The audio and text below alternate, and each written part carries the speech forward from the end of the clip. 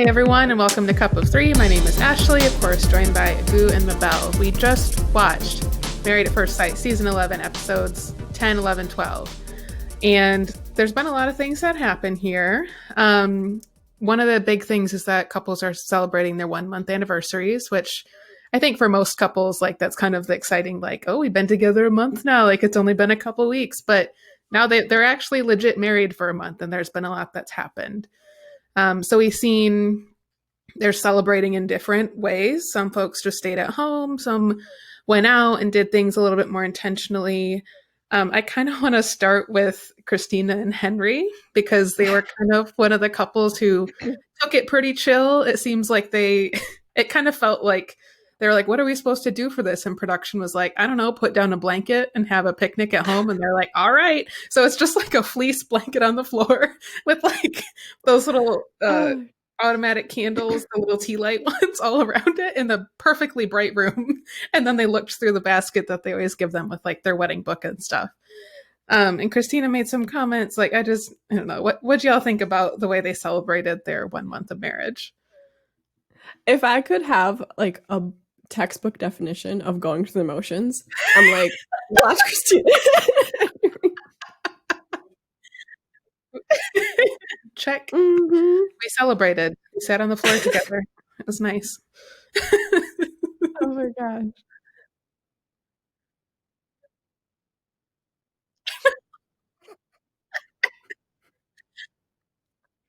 Mm-hmm.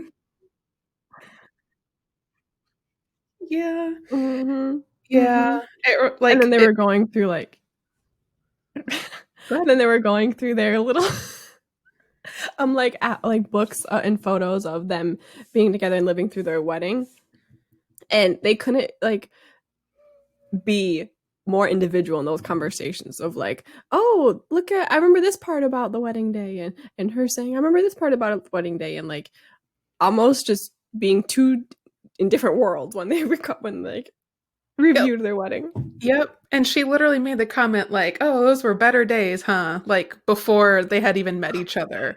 Like oh my God, the lack of a filter or the self-awareness on this woman is insane. Like it's absolutely insane. Like I can't I just feel like there's little excuse to just like blurt out anything that just comes into your head, but to not even think about how it might make him feel, to be like, oh yeah, those were better days before I knew you, before I married you. Mm-hmm. Like there's a lot to read into that. It's just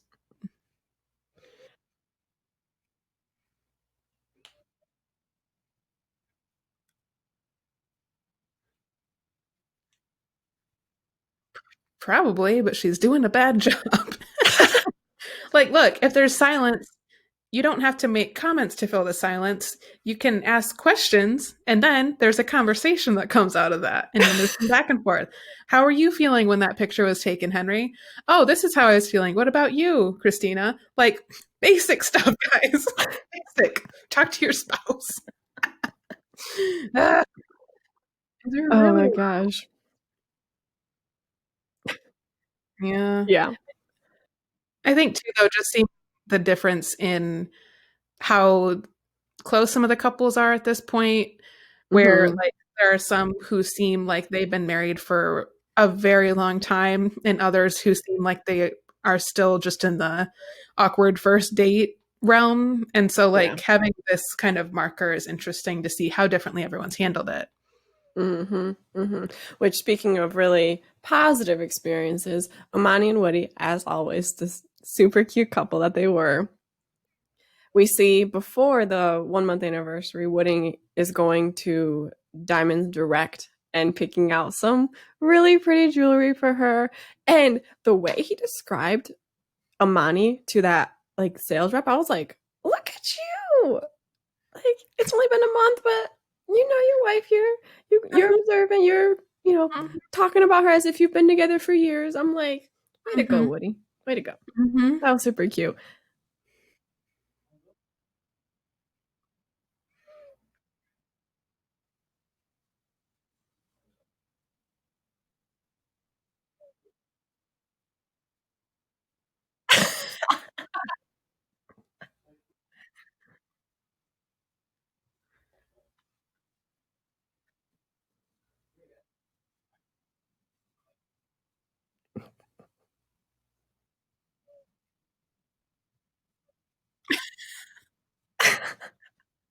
Did they do like the like other things throughout the season?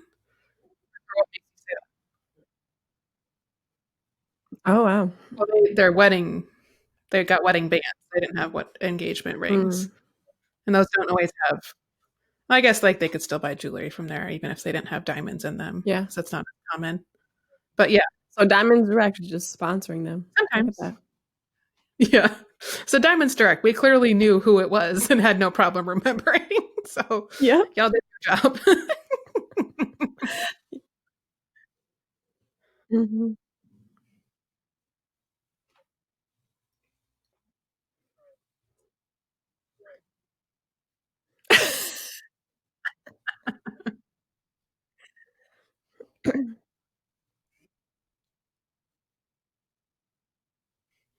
I am baffled.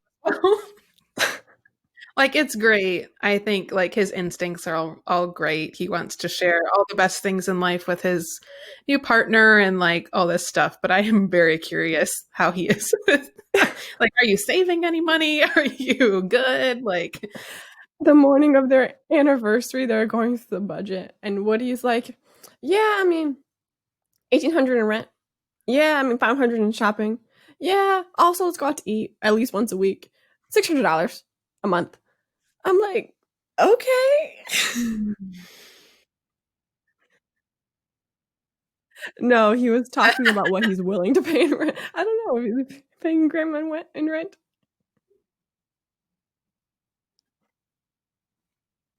Or that's how he's saving up to eventually pay off $800 in rent and $500 in clothing and $600 in I mean, food a month. 18 is a lot. I wonder, I mean, I don't know how the pricing is in New Orleans, but I would imagine you could find something for under 18 for like you really just need a one bedroom, right? Like it's just you. You don't have any pets or anything. Like, oh, that's right. They need a spare bedroom to put all their clothes in. So he can have his hat wall in the closet. It's a design feature, okay? That is classic bachelor pad. Just Oh my gosh, that was hilarious.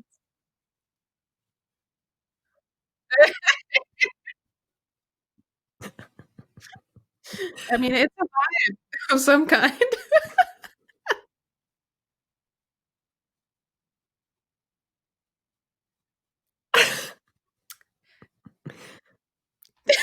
You do whatever you want in your office.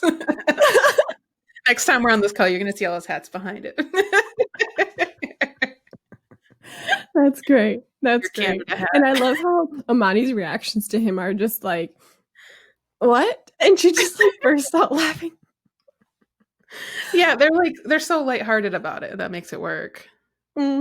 Oh, yeah. Like this was something that happened before in a few episodes back now. But when so first of all, I love how Woody is just in love with his wife and finds her so gorgeous and always is reminding her of that. So when she goes, I feel like I could dress in a burqa and you'd still find me sexy.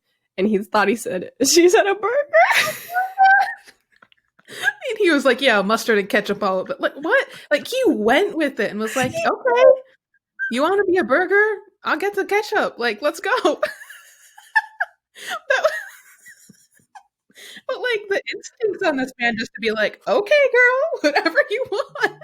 Yep, exactly. He was there for it. He was there for it. Hmm. Like He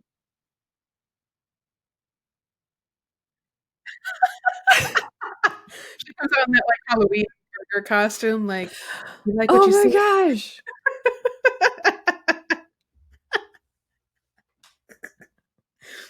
This is That's getting into great. weird territory.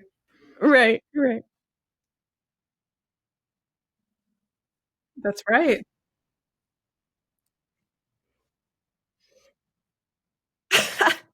Mm-mm. I mean, Yeah. speaking of the You Only Love Once, Amelia and Bennett, they went on their little hike, right? And that's when he Oh told her that he loved her for the first time. It seems like he'd been kind of holding on to that and like been waiting for the moment to say it, and then she said it back once they were recording themselves. It just seemed really cute. Like that seems yeah. very authentic to them to just spend some time in nature together, and that's like a Mhm. their thing.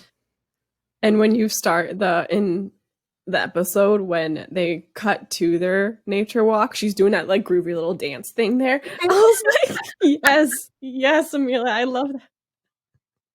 Yeah, it's like their ability to just not take things too seriously is just amazing. Like including that element of play in every day. It's like we're adults now, but like we're all just little kids in an adult body. Like for real. That's all we are. We're all just like growing up. And Yeah. to be able to still tap into that like kind of inner child and playfulness and just like lightheartedness, I think that's what has carried them to the point where they're now like confessing their love to each other in the woods. And like that's just natural. That's just where they are in their journey, and they just kind of like dance their way over there instead of being like so serious and so rigid. And you know, like what we're seeing with Christina Henry and Brett and Olivia, where it's just like we gotta iron these things out. And I guess even Miles and Karen too, like everything's so serious all the time and we can't get out of that. And then it's hard to move forward. Yeah. And they're like putting effort, but like into the relationship though at the same time, like they're wanting to get closer and they're wanting to take those steps to grow with one another, and they're actively being involved in their growth of their relationship. And it's like you can definitely see the couples that are not trying and not really like being a part of making that relationship, you know, part of their future. And the couples like Imani and Woody, Amelia and Bennett, and to an extent also Miles and Karen, that are like, I'm going to put in the effort to have this be the relationship I want to, and I want to progress with you. And it's just like, you can definitely see that difference that's playing out in them.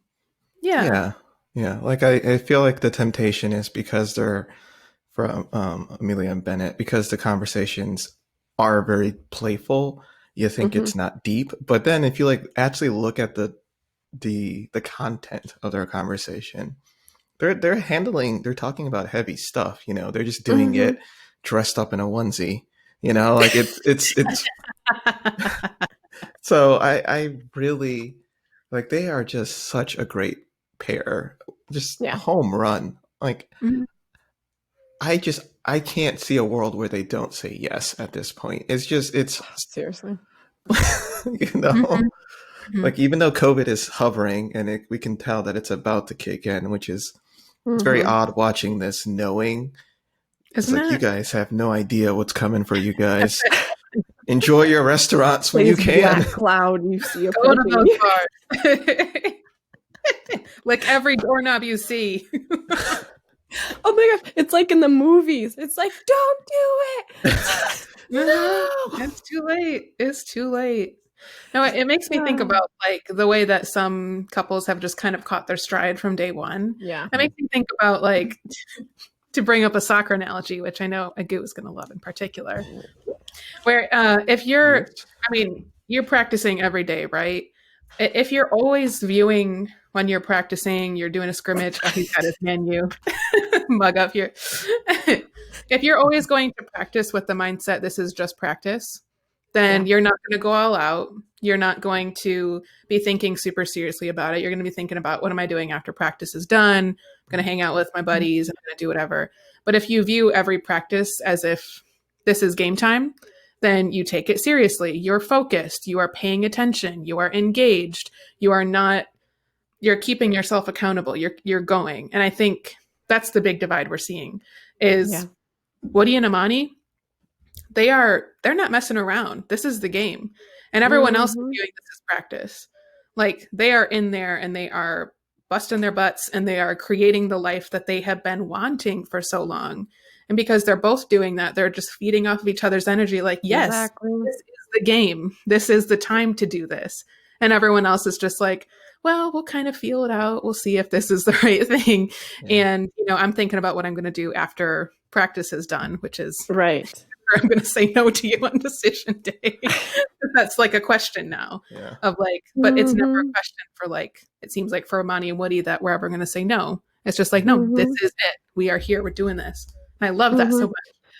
Well, who said it? I think it was Christina in one of, I think maybe like episode 10 or something. She was talking about how she has to know what's going to unfold with Henry before, you know, she gets invested and interested. And it's like, whoa, wait a second.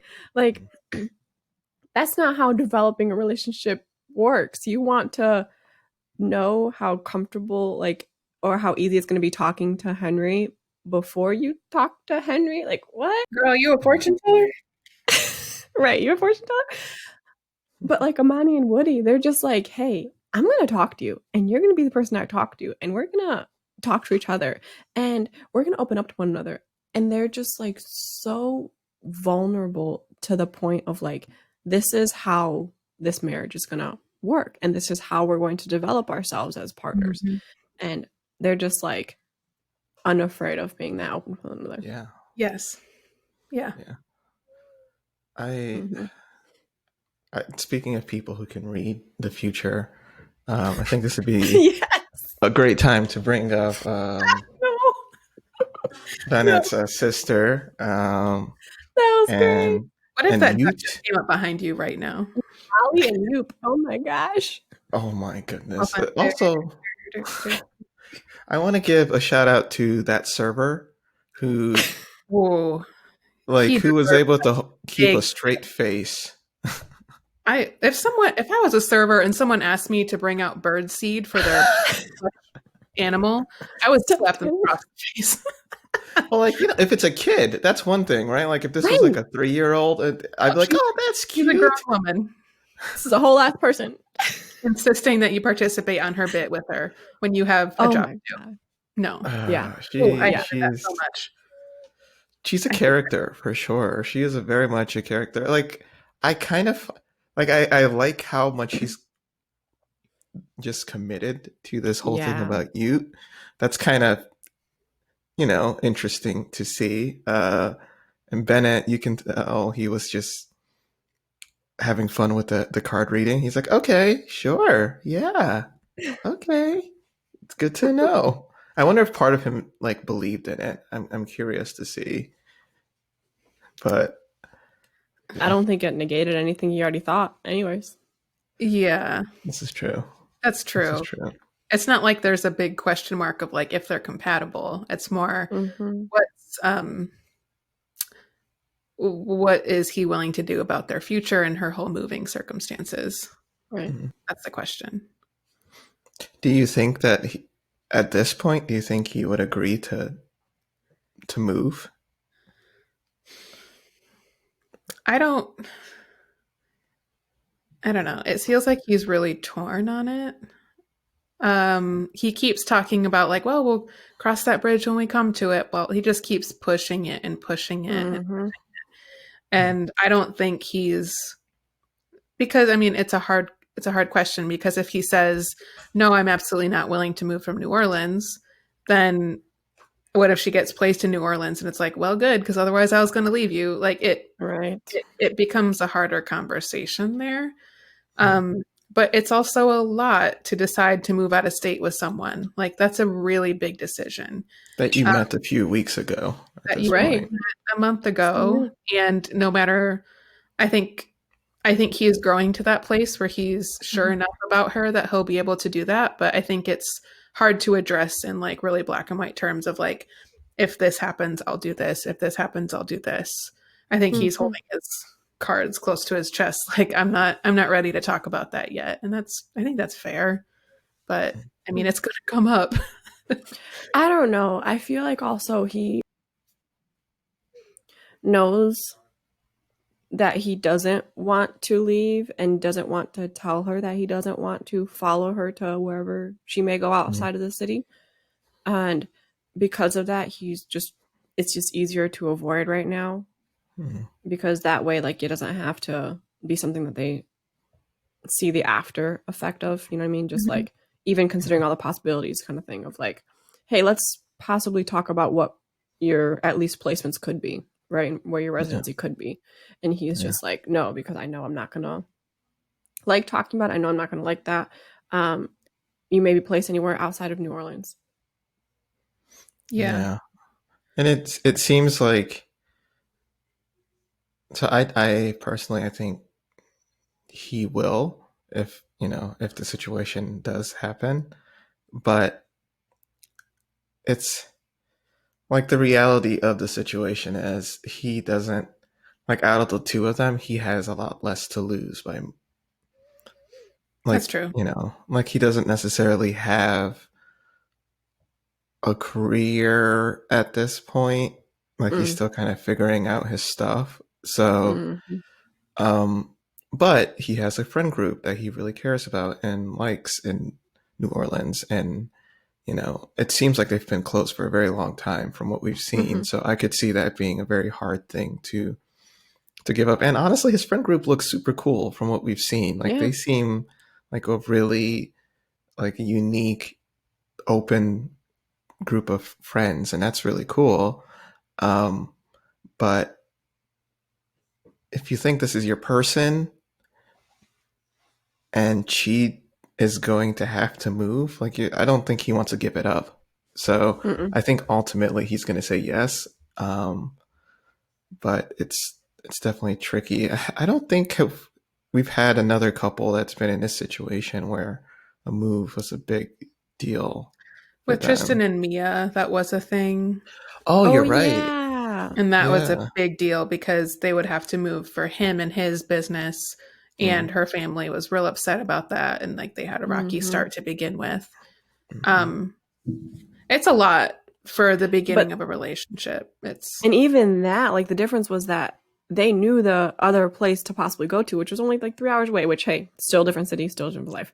yeah. East But I Texas. was like, right in Texas, and even now, like I think it's harder for Bennett and Amelia because they don't know where that could be. That could be an hour away. That could be 24 hours away by driving, you know, Mm-hmm. like, Yeah. and they just like have so much unknown of where that could be. And maybe that's where Mm-hmm. Bennett's like, let's not visit that yet. Yeah. Yeah, but I also think it could be a really good opportunity for them to like kind of go on that adventure together. I think with her residency and everything, she could be placed anywhere, but that's not necessarily forever. She's not being appointed to the Supreme Court. Like she's I, she can work as a doctor other places. Mm. And so I guess my question, if I were him, I would ask about like, okay, let's say you are placed somewhere out of state. Depending on where that is that somewhere that you would want to settle down for a long term, or do you see yourself settling down in New Orleans? Do you like what's the longer term, you know, I see. thinking, and see how that fits into his goals? Because yes, he is very rooted in New Orleans. All his friends are there, his family are there, but that also means that he's mostly been in New Orleans. So being in a new area, like connecting with a different creative group and making connections somewhere else in the country could be a really great thing for his career. It could be a great opportunity for him to expand and find, you know, kind of a variation of his work that he finds Mm. interesting. And if it's something where like they both talk about ending up in New Orleans, like when they're in the realm of wanting to have a family or something like that, then that's different. So there's just a Yeah, lot of discussion I think that needs to happen around it of like, what are your expectations now? And then for the long term, like two, true. 5, 7, 10 years from now, what do you Mm. want? Is it the same thing? So I might not be correct. I'm not 100% sure about this, but I think residency would be in one place, but that's not going to be like they're not going to offer her typically. You're not going to be offered a full time job at where you're doing your residency. So I think it's going to be wherever they go for residency, she's going to do that for however long. And then Yeah, that's what I they're was going to have to thinking. move again for a full time Hmm. job. And that might not be like, you know, depending on the type of medicine she picks, if it's something that's highly specialized, she might Hmm. not even have the option to go back to New Orleans, you know, like it might be a move to wherever there's a job type of situation. Yeah. You know, kind of like we had our former neighbor here, like I think she was like doing her PhD, and it sounded like they kind of knew both people knew that they're going to have to move ultimately where she could find a job because it's so Right. specialized that there's not a bunch of jobs out there. There's a small set of jobs and you're going to have to go to wherever that job is. And I wonder if Hmm. they're going to have that problem, or it doesn't have to be a problem, but I wonder if they're going to have that issue or that situation with Hmm. them. Um, and that's going to be tricky. I think the Mia and Tristan, though, I actually love that kind of brought that up. because I think the problem with them was they were already on shaky ground. So then it's like, is it even worth moving? Where with Bennett and Amelia, like I think it makes it so much easier when you know, like, this is like, he is very sure about her. So I think that makes it easier. It's not That's that right. much of a risk. Like, you know, you want to be with her. Yeah. And I think it's just a little scary for Bennett because, like, Amelia is a free spirit in the sense that she'll go anywhere. Psh, put me in Timbuktu, I'll make it. Like, she's fine with that. But Bennett really likes New Orleans and he wants to stay there. And I think it's a little scary for him to be like, oh, I have this comfort of being home and I don't really know if I'm going to like elsewhere. Yeah. So that's, I mean, just something to later look forward to see what happens. Definitely. True. Do we want to transition over to either Miles and Karen or Olivia and Brett about their 1 month anniversary? I don't remember what they did. Miles and Karen had that box that Miles gave to her because they were supposed to go out to eat, but that restaurant was closed for COVID. That's and right. So they sat on the bench and she opened up the gifts from him. And Olivia and Brett, just kind of similar to Christina and Henry, just watched the video. the recap of their wedding, and that was like their 1 month anniversary.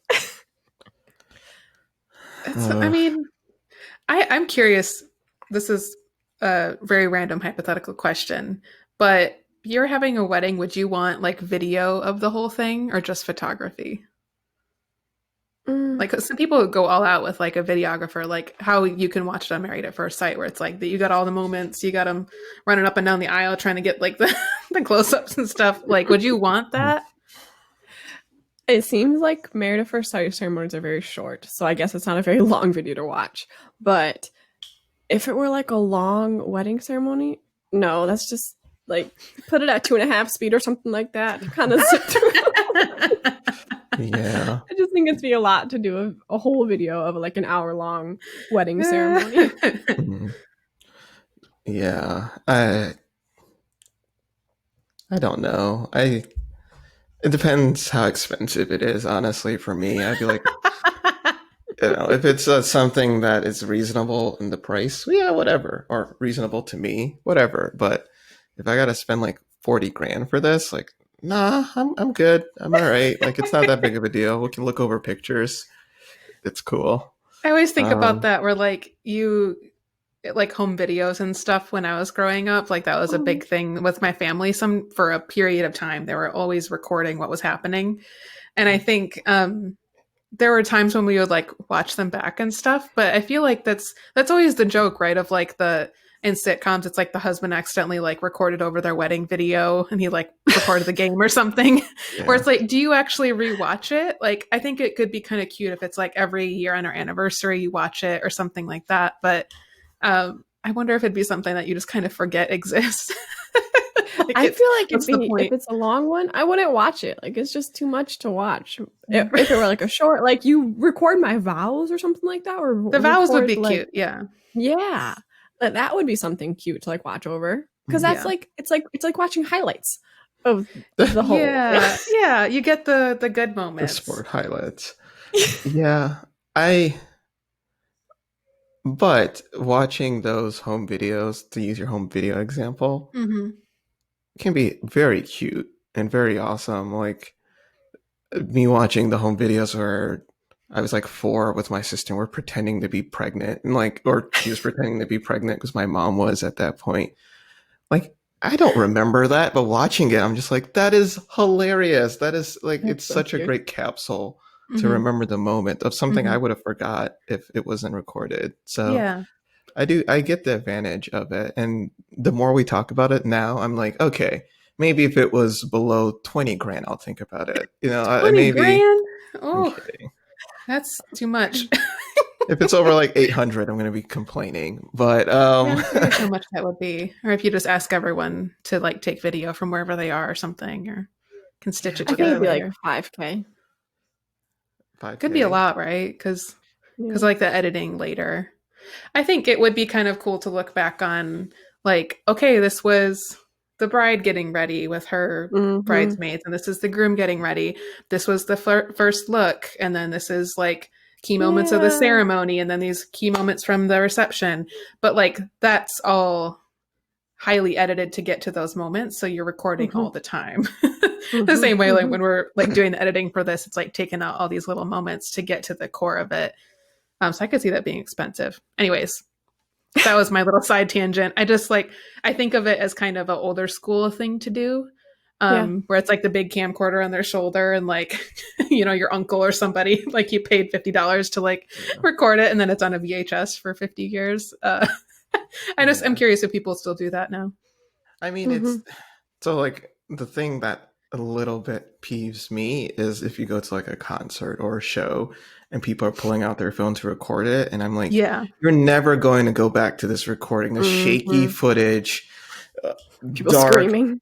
People screaming, like you trying to sing the lyrics back, awful and out of key and off tune. But something like this, like a wedding, I actually think it's a good idea if it's just that price point. But I think there's a lot of plus sides there. Like even if it's too much, like you said, maybe you're gonna have to cut down stuff. But it's easier to cut down than to have footage that you don't have. You know, like yeah.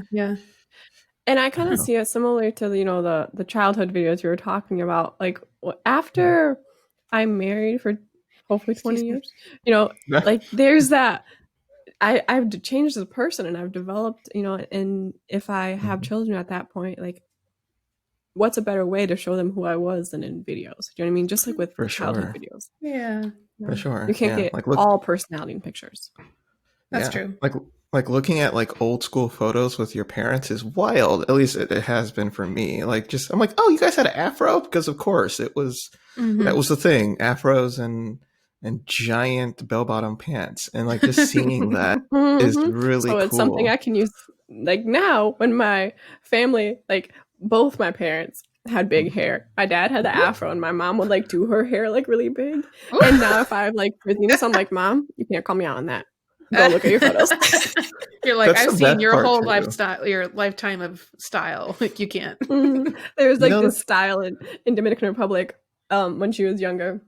Similar to like the 80s hairstyle, when you like make it big, you like blow dry your hair out. And so it's almost like that hat style, like it's flipped out. And so I know a specific picture of her with like, it's like a helmet all around her hair. No. Yeah, like all around her head. Her hair is like flipped like this. That's amazing. And I'm like, Mom, you can never tell me my hair is too voluminous. Yeah. Right. Yeah. And like the best part is they thought they were looking good, you know, like they were like, oh, she was feeling herself that day. She's like, I just got my hair flipped out, whatever it's called. Like, yeah. I mean, there's the thing, I've worked with some photographers for another project. And I know one of the photos that she does is like, she will take pictures of people like before they get married so that you can kind of remember what you look like back then, you know, of like you said, we're going to change and all this type of stuff. But like, just to remember like, oh, this is what I look like at this point in my life. I don't know. Like I like it. Like I personally don't take as many pictures as I would like. Ashley's more the photographer out of us. But like I really like being able to look back to it, you know, like it's like we have like a folder of like all the pictures, a lot of our pictures together, and like there's stuff there from like our third or fourth date, you know, like super early, and it's really cool to like look back at that. So you do your thing, people. Go record. And now that I talked this through, spend that money. It's okay. Like you want to remember this. It's a big moment. I think it'd be $40,000 now. I think if it's done right, or you find like someone who just got out of film school, and you're like, hey, name your price. I know it's going to be something we can do. What are your student loans? Let's take care of this. Let's go. Or just like somebody who like that would be kind of one of their first forays into freelance work. What if they go like overly directive with it? They're like trying to Steven Spielberg it, and it's like, oh, I got to come with a crane shot. And they have a drone coming in. We're like, we're inside. You can't. You have that like filters like zoom in, zoom. Or like they do the thing that Married at First Sight does, where there's like the sound effects when someone says something that's dramatic, like da da The da. symbols in the back. Yes, just like that. Like I don't remember that being our wedding songs. All right, so I'm adding it to my list. We have to price out a videographer, so add that kinda to the like wedding it. cost. I like the I'm idea of interested. it. I'm very interested now to see how much that costs, Mhm. because who knows, You have to come back and Anyways. let us know. right? Yeah. So other couples, speaking of, Miles and Karen, they did an awesome, just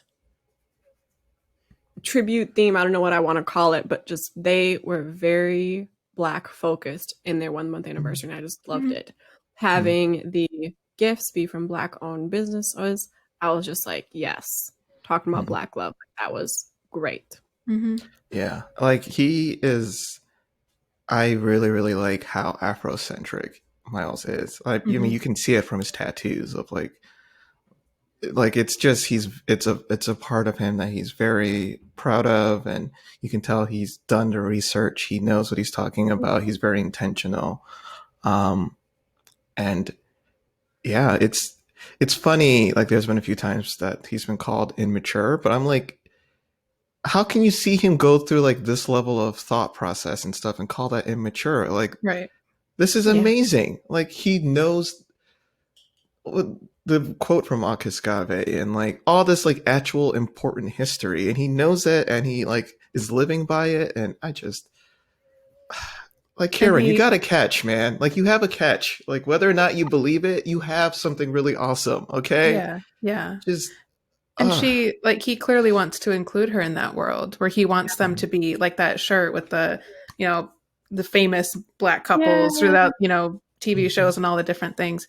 Like, he wants her to be that partner, and wants her to be in that space too. And I think she gets that on some level. And I'm hoping, I don't know, it's hard to read them right now because she's a little cold and he's really trying, and it feels really, I know I've compared them before to like Greg and Deanna, but that's just how it still feels to me, where I'm like, I don't know what's going on, but you're both still there. So keep trying, I guess, like do it in your way. So I think like he wants that partner. I think if she starts to pay attention, she'll see like, oh, this is a hell of a man. Like, he really has his crap together, and like we could be another couple to add to that list, like he was saying. Like, that was just so cute. Like, just go. And I think now we're starting to see like a softer side of Karen, where before, as you mentioned, like very standoffish, not really wanting to open up, and almost coming off cold to Miles, just rudely. But now she's like starting to talk about that and be like, yeah, I realize that sometimes I can come off a little standoffish. This is just something I am working on. I don't always open up very well to people. I'm not always comfortable with that, but I'm trying with us. And so you can kind of see that soft side coming out of her a little more as she's just admitting, talking about the ways she's come off in the relationship so far. Yeah. I mean, so what was that, episode 10 when they talked to, was it 10 or 11 when they talked about taking intimacy off the table? Dr. Viviana, episode 11. It was with Dr. Viviana, and I think maybe it seems like, and I hope that by doing that, she can be less in her head and kind of more in the moment. And, like if that's what she needs to hear, hopefully they're able to open up a little bit more. And I did see a lot more communication once that was said. Now, who knows how long that's going to last? But I'm hoping that does the trick, because I get it.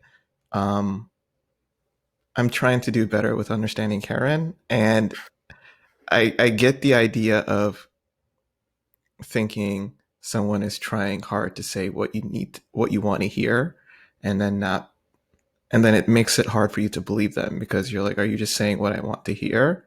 Yeah. So it seems like, I mean, she said this hella so many times, but it seems like that's her issue. And I'm hoping that she can kind of realize like, no, this is him. Like, he's not pretending to be a great guy. Like he is a great guy, Yeah. you know? So I'm hoping she gets to that point. My fear is, you know, kind of similar to the Greg and Deanna. Like that's fine in a relationship if one person's trying, and it's just my concern is if he stops and he gets to that point where he's like, I've done everything I can, I don't really see her being the one to put in the initiative to try to get that going. So it's almost like they're racing against the clock of he's going to keep on putting in his effort. He's going to keep on trying, and hopefully she opens up. And if that doesn't happen at a certain point, he's going to say, why am I even doing this anymore? And check out. And if he checks out, they're done. They're so done, you know? So, Yeah. but Yeah. I mean, it's kind of, I feel like in the way you're expressing that, it's almost reminding me of Mindy and Zach a little bit, where Mindy was the one to kind of be pulling that a little bit between them. But Zach was just disrespectful and not really like interested in going there. Karen's a lot better. So that's why I think Karen was a little better than Zach and Mindy. But like, it kind of reminds me in the way that you say that of that nature between them. Yeah, no, totally. Because Mindy kept on trying until she decided no more. And once she decided that, her patience ran out. Yeah. Yeah. Again, just I want them to be more playful. They have their moments. Like they went to work out and they're all competitive and being cute. And he's like, oh, I don't know. We were allowed to have like, you know, arms in here, firearms. And what's the joke? Something about the gun show. I have to tell you, we have firearms in the house. These guns. That's right. These guns. And I completely nailed that, first of all. Your version of the joke was better than his version of the joke. Let's be honest here. That was brutal. But like, oh my God. And like what we talked about before of like do an activity where you raise your heart rate and like you know, like that's all great. And also it's like, if you have the type of partnership where you work out together, I think that's awesome. Like that's a great bonding kind of experience. You're taking care of yourself and you feel better when you're more active and things like that. And I don't know, I'm glad to see more things like that. And she even, she is taking more initiative because she took him to get the massage, and that was pretty intimate. And that was like really her stepping up and being like, okay, we're going to do this. And I'm going to show you, I mean, I'm not having sex with you right now, but like, I'm going to show you that like, I care about you. I want you to feel good and relaxed and feel like you can trust me. And I'm not like afraid to touch you. It's just, I'm moving slow in some ways. And that was her way of kind of showing that like, I'm still kind of here in this. So I really liked that. And he clearly was all about it. Like he loved it. And her touching his feet and everything, trying to not make faces. I was like, girl. You. Reminded me of like Mika and Michael when they got their pedicures in season 10. And she was just like, kind of looks like all his life he had to fight. Like talking about his what did he say? The struggle 11s out of here. Just, these are Markman's feet. Like it looks like his whole life he had to struggle. Oh, that was so great. And I guess like when I hear you say that, because it seems like a little bit of a reset where they had, you know, Miles and Karen were reminded of this is still the beginning. They had some good times and now let's try to move forward. I guess that's similar to how I viewed Olivia and Brett a little bit, where they were just happy recapping their wedding and realizing that this is only a small possibility of the larger relationship that they could possibly have. And it was nice to have that relaxing moment between them where they just enjoyed each other's company. They laughed, they smiled. They were being a little touchy. You know, he had his arm around her. And they just were having a little bit of that, all right, let's settle down again and not go in our own heads. So I guess that in a way was a positive, a little maybe light at the end of their tunnel for Libby and Brett. I don't know. A little bit. Hope. To talk about Libby and Brett, so the trivia scene, right? That happened. So I have to confess, I was so cringed by that. I forwarded through most of it because I just couldn't watch it. It was tough. It was too cringe for me. So I'm probably gonna have to let you guys take the lead on this because I literally I got a bit of that and I was just like, Got the vibe. That's, I mean, no, no, I don't like it. I don't like it. This feels 30 seconds awkward. to what happened there. Mm-hmm. It Ugh. just seems like Brett's approach to anything that he gets the first impression of not liking, he just checks out. He did that with the swamp tour. He did that with trivia. He does that with how condescending he is to her, and is like, this is not something I'm interested in, so I'm going to visibly show you that and not even try to be involved in this part of, this conversation. It's like, oh, like, okay, whatever. They called it trivia and it wasn't actually trivia, because some of his problems with the situation was that they were asking questions like, so the first question in the trivia was something along the lines of like, what is a chemical? I'm going to butcher this, but like, what is a chemical? And then what is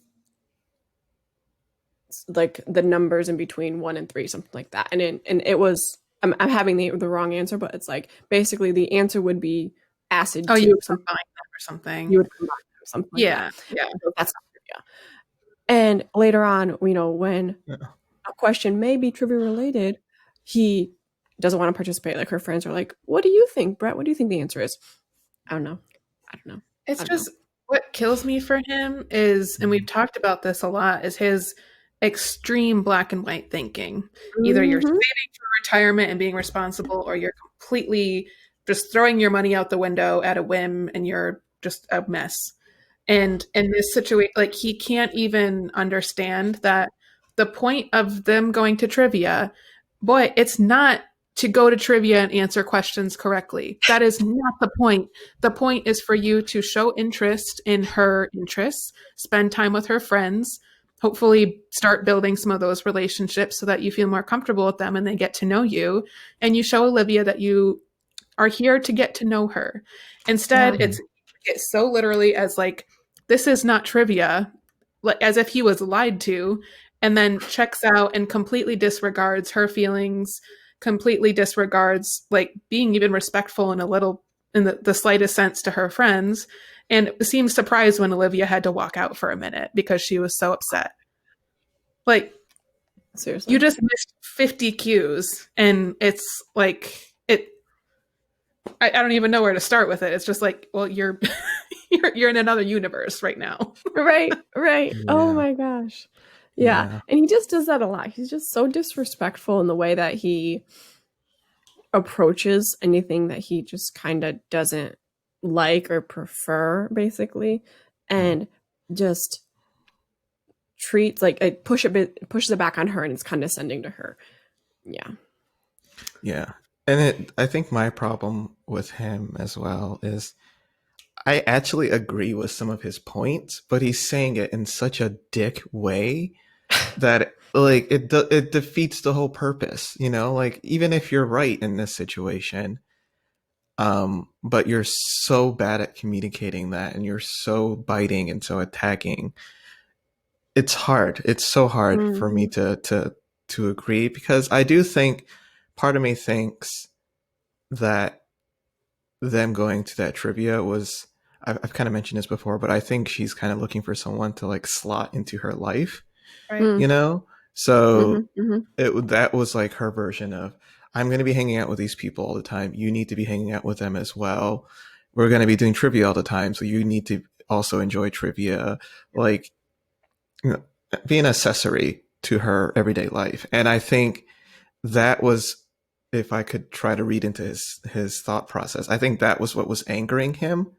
But instead of just communicating that, he goes through all this weird being passive aggressive. Well, not even passive aggressive, just being aggressive and a dick. And so it's like, yeah, I think she's wrong for trying to think that, but do better, man. Do better with communicating how you feel about this.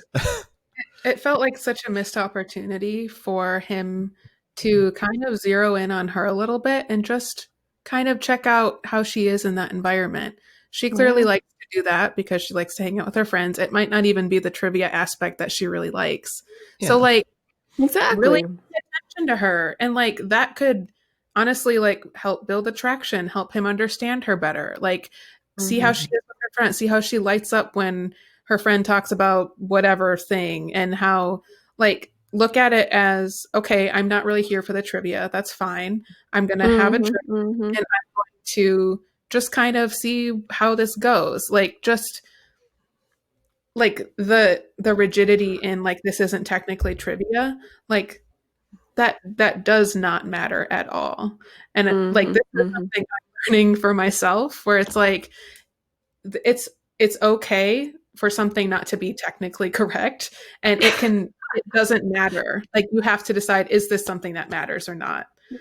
And if it's not, then, like, guess what? You don't have to worry about that now. It actually makes your life a lot easier when you're not trying to fact check every single thing that's happening around you. Like, you get to actually relax. You can joke about things, and the things that you actually do care about, then sure, you spend your time and your energy on that. But, like, otherwise, just let it go. It's like, there's way too much going on in life to try to be like putting everything down into a spreadsheet. Is this true or not? Like, like, just take it for what it is. It's fine. It is fine. Yeah.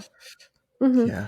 And another thing I have a really big issue with him is his name calling her, like, insecure and naive and frivolous. And I'm just like, whoa, dude, like, is this projection? Like, what is going on here? Like, that is not okay.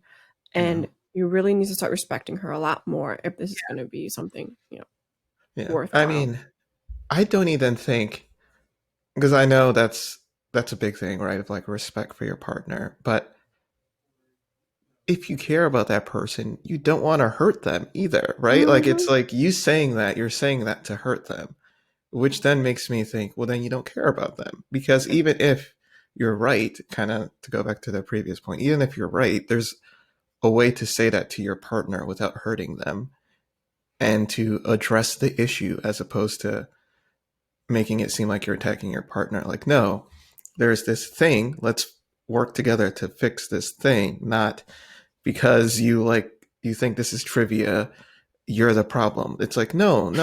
Like, look at the problem, if there is a problem, and work together to deal with that. I think ultimately I'm getting big checked out vibes from him. I don't think he's in this anymore. I think she is getting to that point too, where she's kind of out of it, which I don't blame her. I don't blame her at all. But it does feel like they're just kind of going through the motions almost a little bit at this point. Speaking of that, we have some things to talk about for Henry and Christina. I really want to talk about the scene that they were doing, like, the trust exercise or whatever, where, like, they're blindfolded and they get to ask each other questions. Yeah. This was a big one. So, like, first Henry was blindfolded and basically talks about how, like, he feels like his lack of confidence, how he calls it, is just stemming from things from growing up and whatever that he hasn't completely worked through, and that's something he really struggles with, is very aware of. And then immediately afterwards, when he's asking her questions, he asked her, like, what's going to be a biggest deal breaker or something like that for you? And she said it like this. She goes, lack of confidence. It's like she was giving a Jeopardy answer. I was like, what are you doing? Why are you saying it like that? So, again, to the theme of insensitivity with her, it's not what you're saying, it's how you say it. And so this is, I mean, I'm quoting Agu. That's your mantra, I swear. I'm sure I stole it from some philosopher somewhere. So it's a good thought, and she just is hounding on that and will not let it go. Yeah. And I think Kristen was spot on when he talked to her about it afterwards, and it was like, was that a personal dig on you? Was that a passive aggressive dig on you? I was like, yeah, that's exactly what I thought when you said it. I was just blown away by how she can throw something back in his face like that. Like, you realize this is something he's struggling with, and so you're going to then call it out later to be like, why can't you just get over it? When she said that, I was like, who are you? Who do you think you are? That's what I would say. Yeah, true. Who do you think you are? So, like, she clearly seems, she feels very entitled to me. Like she's entitled to Mm-hmm. Prince Charming from the movies who's going to take care of her and be able to deal with her impatience, whatever that means. And, you know, be the most confident person all the time and just be flawless, Mm-hmm. completely at her beck and call. And like, it just, that's not it. I do think so. This to kind of quote back a previous participant on the show. This kind of reminds me of Brandon a little bit, where 10. from season 10, where I think unfortunately the show is bringing out sides of her that I don't even know if like she fully realizes. Like it's like her kryptonite, in the sense of like I think the fact that Henry isn't the bold personality that's leading this is Mm-hmm. this relationship is really affecting her. And when I think back to all the scenes where she said some pretty wild things, you can tell it's her just kind of lashing out because she's angry that she has to lead the conversation. Like it just, she's just not equipped to deal with that. And I feel so bad. I really do. I feel really, really bad for her because I don't think Henry's doing anything bad. Like that is, he's said it multiple times. Like this is his personality. I just think they don't work in that personality wise. They don't work in that way. And like you said, that statement was, that's passive aggressive. Like after he tells you that he has problems with insecurity, and then you go, insecurity is the thing that I am not attracted to. Like Mm-hmm. it is, but then a part of me thinks that she's thinking, oh, if I keep on doing this, he will magically, you know, lift me up and be like the stereotypical Latin lover where they're like, ah, mi amor, I love you, da da da. Like I just, it's so rough to see. Yeah. Well, something that I thought was also stood out to me, thought was interesting. So Bennett gave some really good advice to Henry about that. When Henry went to go talk to Bennett about this, he told him that she had said confidence was a deal breaker, and that was directly after him saying confidence is something he struggles with. And Bennett, I thought, was spot on. He was like, society sometimes has this false perception of what confidence looks like, and that a lot of times is someone who is out there, unafraid of what they think and never questions. I actually wrote it down of what it specifically he said. There's this perception of having no self-doubt, and that actually takes confidence to be able to self-reflect. Yeah. And for Bennett, I was like, yes, that is spot on. Like that is something that is a lot of times missed. And then when you see Christina have that exact same conversation about confidence with Henry, she was like, yeah, I think I am very confident. And it's basically because she never questions anything that she may think or just shows no self-doubt. And I'm like, yeah, that is the societal definition that Bennett hit right on the head. That is a false sense of confidence. Mm-hmm. Yeah. And she seems to think that she seems to have the expectation that Henry will change for her and for their marriage. Mm-hmm. She literally said something along the lines of, well, do you think that's something that you could change or work on, like for us to work through this? And it was just, it's like looking at someone and being like, hey, I don't like your style. Do you think you could completely change your style so that I can be attracted to you and we can be together? Like it's, and like that's a frivolous answer, but like it's someone's confidence, like different aspects of their personality.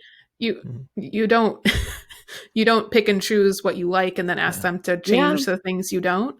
There has to be a level of accepting them as they are, or you don't, and then you aren't with them, and that's fine. But there's no like negotiating of like, I like this 60% of you, can you please change this entire 40% so that I'm comfortable? Because that's Right. just 100% not how humans work.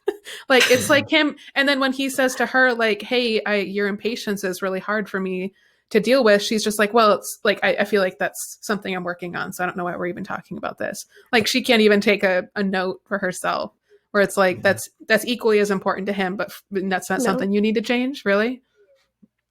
Yeah. At this point, I'm wondering why they're still going through this. Like, I think they both know that this isn't going to work. Heck, I think everyone watching this show knows that they're not going to work. So now at this point, I'm curious, and specifically on Henry, because I could see, unfortunately, her personality type seems like she would make a, like we've seen a few times where she will kind of make I don't know how to say this, like she will make her own version of reality to fit whatever she wants to believe in that moment. And I think this is kind of on Henry to be like, what are we doing here? Like, this isn't going to work. I'm not going to be the loud, boisterous, because when she describes confidence, like, it's not like, like you said with Woody, being loud and aggressive doesn't necessarily make you confident. That just means you're loud and aggressive, and it's an assertive would probably be the term I would use. And for her, like, I don't think that's even wrong. Like, if that's what you're attractive to, like, that's fine. Like, I don't think that there's anything wrong to that. Like, I think this is something that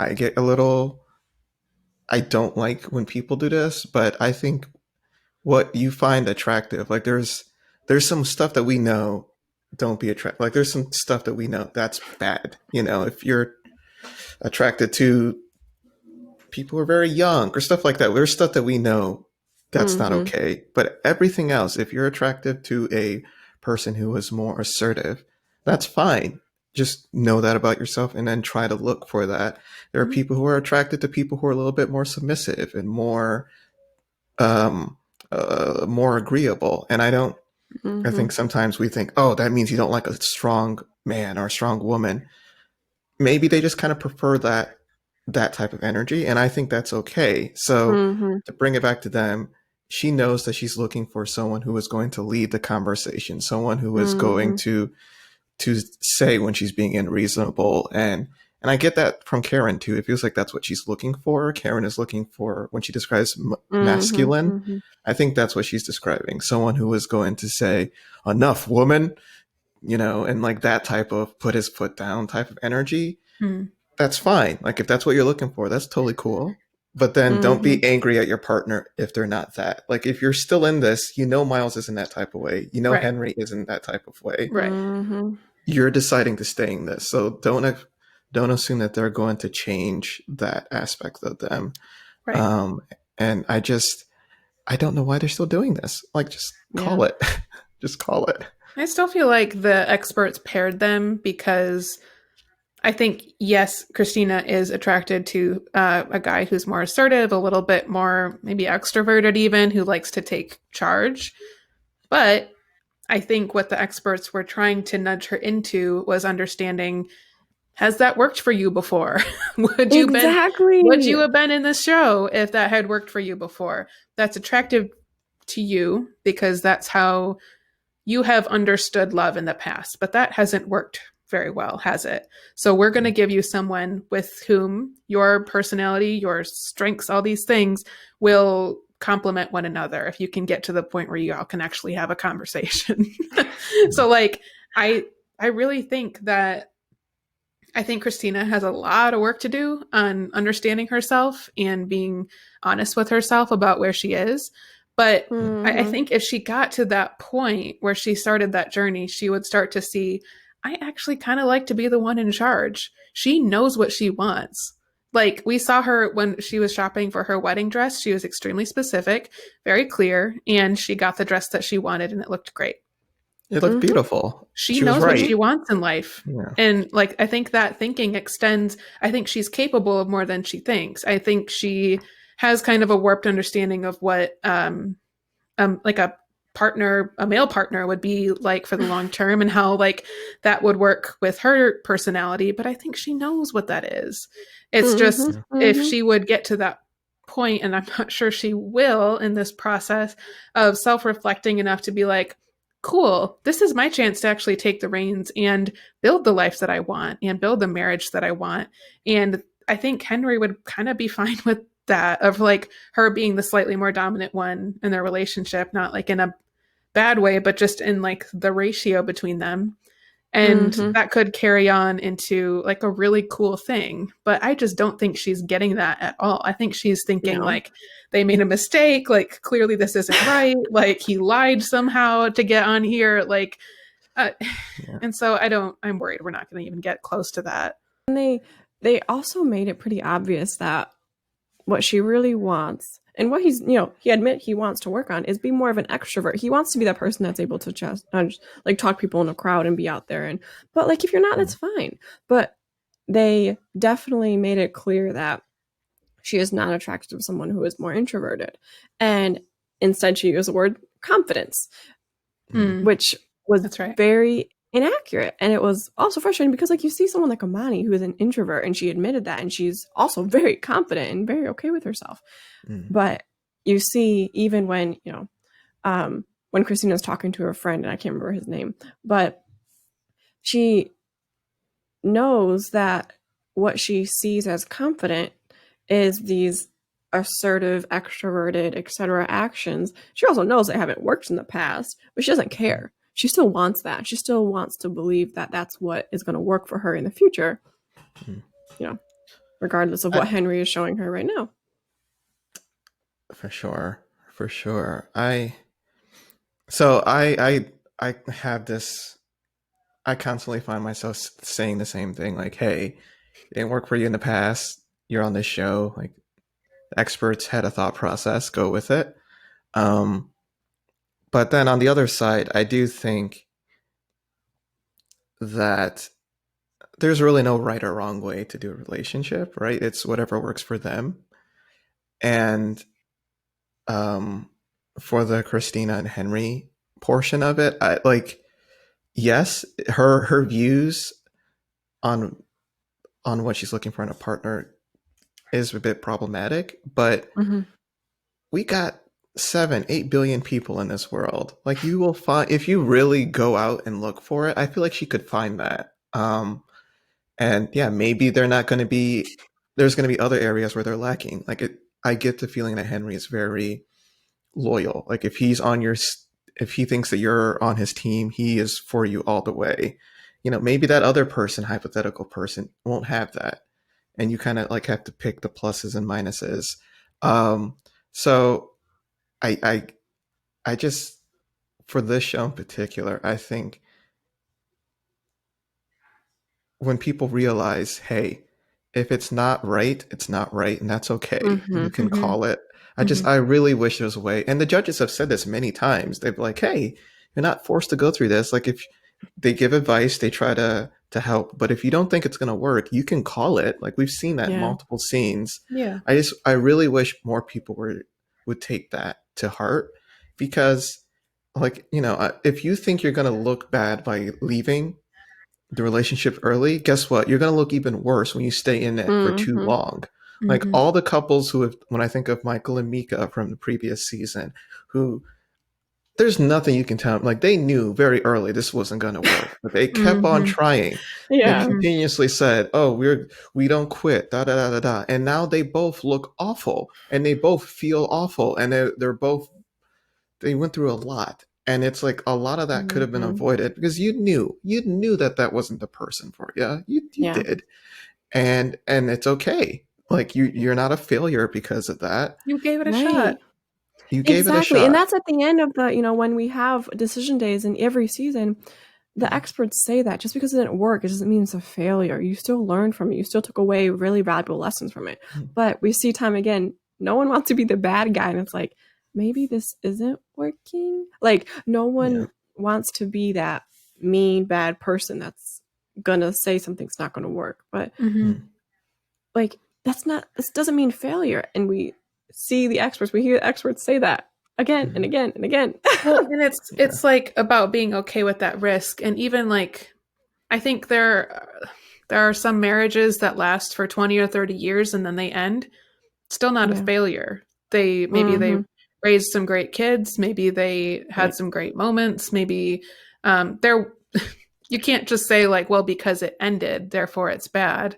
Like there's always something to be gained from that. Right. And so like that binary way of like, did this fail or not? If that's just if you're still married, you could still be technically married and be failing at the relationship. Like that label is not what defines failure. That does not define how good the relationship is. You know, you could have two married people who are miserable, but they're still married, so they're a success story. And like that's messed up. Yeah. And like the show says it in the intro every single time. This is an experiment, which means it's just that. It's an experiment. So, you know, from like a company's perspective, you do A&R, you put some money into research. Sometimes it doesn't work. That's fine. You write that off and then you try another experiment. You try another. But it's like the companies who, I mean, we've seen this so often where the company's like, no, this is the way we've always done it, so we're never going to change. It's like the Kodak example people use where like they could have gone into digital film and digital photos, but they're like, no, we only do old school film and photography. And that killed them. Like you got to be willing to take, to write it off and try something new and like constantly change. Constantly. Yeah. And like, I think Henry and Christina are smart enough that they know, like you could see in their interactions and I'm really worried for her in particular because I can see she does not look good in this. She really doesn't. And I don't honestly think she is that bad I don't think she's a bad person. I think she is acting poorly. I think she's bad at relationships, honestly. Yeah. I don't think she understands what a good relationship is, what that looks like. And like, that's no indictment on her. Like, it sounds like she like grew up with a single parent and everything. And like, that's a whole bucket of, you know, stuff to work through in itself. And like, I wouldn't wish that on anybody. Like, that's a lot of stuff. But if you want to move forward from that and be able to like be in one of the relationships that you romanticize so much, you have to do the real work of what's the reality of what this is every day. Because it's not always going to be sunshine and rainbows and him bringing in your flowers without you even asking. Like, it's just not. Yeah. And like the fact that you applied for the show means that you're willing to take risks to find that. So that's good. Take that portion of it.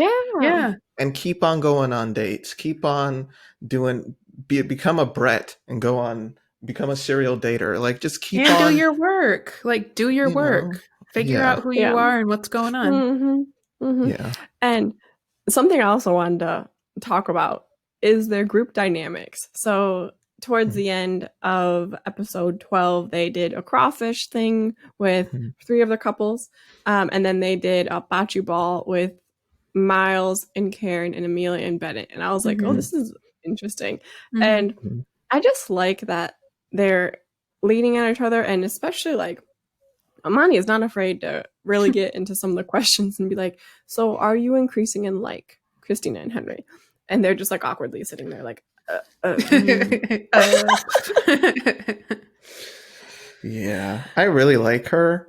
Obviously, like they're the favorite couple. They're the best. Mind your business. Mind your business, woman. Jeez, like over here cross-examining people. Like if someone says they don't want to talk about it, that's cool. Like that's a slight little thing. Yeah, but you're right. Their group dynamic is interesting. I think some of the people are more open in the group dynamic than they are with their actual partners. Yeah. Which I wonder if it's like there's less risk, you know, because you're just talking to your peoples, so there's not that pressure of whether or not this is going to work. But when I see Henry talk about his relationship with the group or with Woody, or like it's so much more open and I wonder what that is. Like even the stuff about like I'm not a great communicator, I feel like he's an amazing communicator when he's with the friends, with other group talking. Well, And he's it's just funny. fine. He has admitted. Well, he has admitted though that he could try more in the relationship. Yeah. Which makes you wonder what if there's other stuff going on that he's not talking about, because he does seem particularly closed up, and it could just be like I'm so frustrated with her being so impatient. I'm just like I'm so frustrated I just can't even talk to her right now. And like Yeah, I think he's a little done. he just gets so clammed up around her. But you're right, like when he's in like the group setting and everything, I wouldn't even say he's like a great communicator. I think he's just like a communicator. He's not good or bad, he's just fine. But it seems like certain situations he just like really kind of gets blocked up and can't and doesn't feel comfortable talking openly. And I can understand that, but it is hard to see them talk about the relationship more openly with other people than they will with each other. It doesn't seem like a great sign. No. But it also doesn't seem like they really want to change that. Like, Right. you know, kind of very rudely categorizes him as someone that is lying to her, as she put it, when she had no idea this is how he felt. When actually he did tell you that you were impatient and that it bothered him, but you're just going to choose to not acknowledge that when Amani brings it to your attention. And it's like, okay, like that's a manipulative situation. Like you just took what actually happened and shifted it to fit your convenient way of being like, I'm trying, Henry's not. Yeah. What? And she Henry never told me constantly does that. That's manipulative. Yeah. She constantly does that, and it's so hard. It's so hard to see. To kind of switch couples a little bit.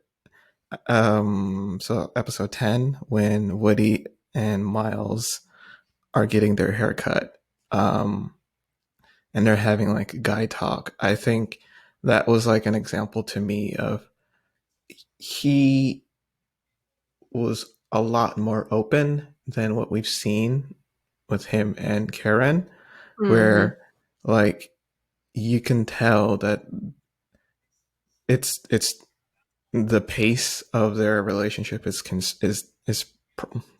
it's not ideal for him, and and that worried me, because I think weirdly that's what she wants to hear, like the way he's talking to Woody, and like, yeah, I don't know if this is going to work if we keep on going like this. Like, I think she wants to hear that, but he's scared to tell her that because, well, when he has done it, like the small joke about sex with my wife, like her reaction to that, you know, I think that was a bit heavy. And so she says she wants him to be a lot more open and to not say stuff that she wants to hear. But then the few times that he's like joked around about it, she has a heavy, heavy reaction. And I think they even touched upon it where he's like, she left. Like, if I was the one to leave and not come back, this would be a huge deal. This would be I mean, we've seen it in plenty of other couples where they're like, you left this house, you quit on us, da da da. It's a big deal. Yeah. But he can't even like vocalize that to her because she is so cold sometimes when it comes to that like if he was to bring that up, like it's going to turn into yet another argument, and it's going to be, why are you attacking me? And I'm just very worried with that because they're dynamic. I was like, yo, you can see how he feels, and he's worried to say that around his partner. That's not good. It's not a good thing. And it's not great. Yeah. Still waiting for you guys to pull it out, though. I'm rooting for you guys. All right. Well, thanks, guys, for joining us for episodes 10 through 12 of Married at First Sight, Season 11. Please go follow us on Instagram at Cup of Three Podcast. We're also on YouTube. If you just search for Cup of Three Married at First Sight, we'll come up, and you can see video recordings of the same episodes you're listening to right now. So until next time, thank you so much. We'll see you soon.